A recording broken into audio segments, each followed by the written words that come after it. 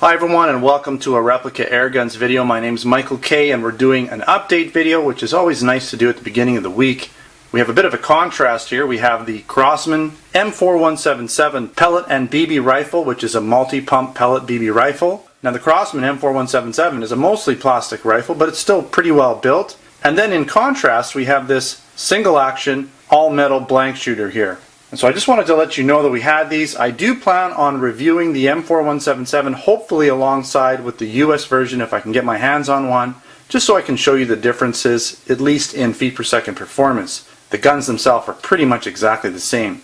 And of course, I will be reviewing the blank revolver as well. Take a quick look at the revolver. Shoots .380 caliber blanks, single action only. It's not a front firing blank gun, so most of the smoke and flame will come out the front here, or the revolver portion here. Nothing will come out the barrel. Still, I've always wanted to have a single action gun in my collection, and now I do. So I want to share this with you and do a bit of a review down the road. Now this isn't a priority review, but I do plan to do it at some point here. Now getting back to the Crosman here, pellet shooter, multi-pump.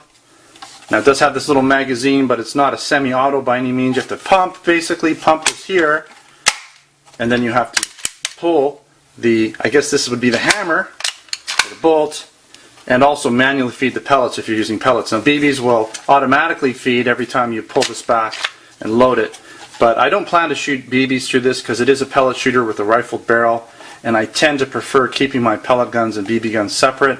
Even though it has a rifled barrel, and I'm sure even though Crosman made the effort to make sure the barrel wouldn't get damaged by shooting BBs through it, it just doesn't sit right with me shooting BBs through a pellet or a lead style barrel for pellets. So anyways, and what I mean by lead style barrels, it's designed for lead pellets. I don't know how that would affect the rifling, and I don't really want to take the chance. I like to keep pellets and BBs separated. Anyways, that's just my thing. You can do what you want, and I'm sure this rifle is designed to shoot both just perfectly fine.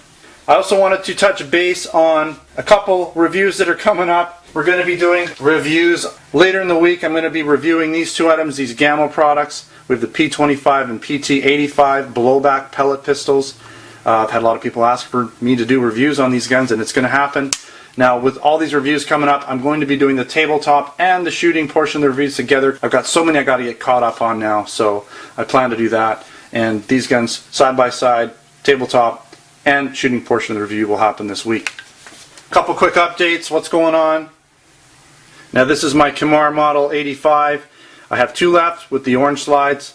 This one had an orange slide, but I stripped the paint off and polished it up by hand. I didn't use any tools to polish it. I just simply used cloth and some metal polish. So this is what they look like when they're all done. Looks awesome, I think. Very high quality gun, and this is available in the Canada store. Now the Canada prices on blank guns have gone up since we can't import them so easily anymore. But it's still a really nice gun if you want to get your hands on one. I, at this time, have two left. Keeping to the blank guns, just wanted to let you know there will be a review at some point of my Camaro Lady K, styled after the PPK, another stainless steel version. This one I'm going to be reviewing too. I might do some of these reviews together, we'll see. And I've also got an Echo, a lot of chrome guns, a lot of polished guns, but this blank gun, this is the Echo Lady, and it's sort of like a mini Desert Eagle in shape and design, just really small. So make sure to check back for that one. Now, I haven't forgot about my Western Arms Smith & Wesson.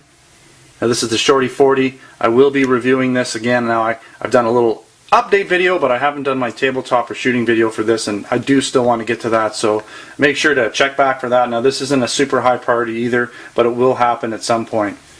One item that is a high priority that I want to review pretty soon will be this Powerline Daisy 5501.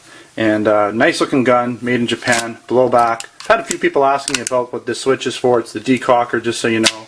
Just decocks the gun. We'll get more into that when I do the review, of course. And last but not least, we have the Webley Tempest. And this is a very powerful pistol. Single pump, basically. It's a spring piston, single pump. But it gets really high velocities, right within the top of our Canadian standards. And I have them in 22 and 177. And I plan to get to these reviews as quick as possible, too, because I am afraid that we might sell out of them before I can review them, so I want to do that.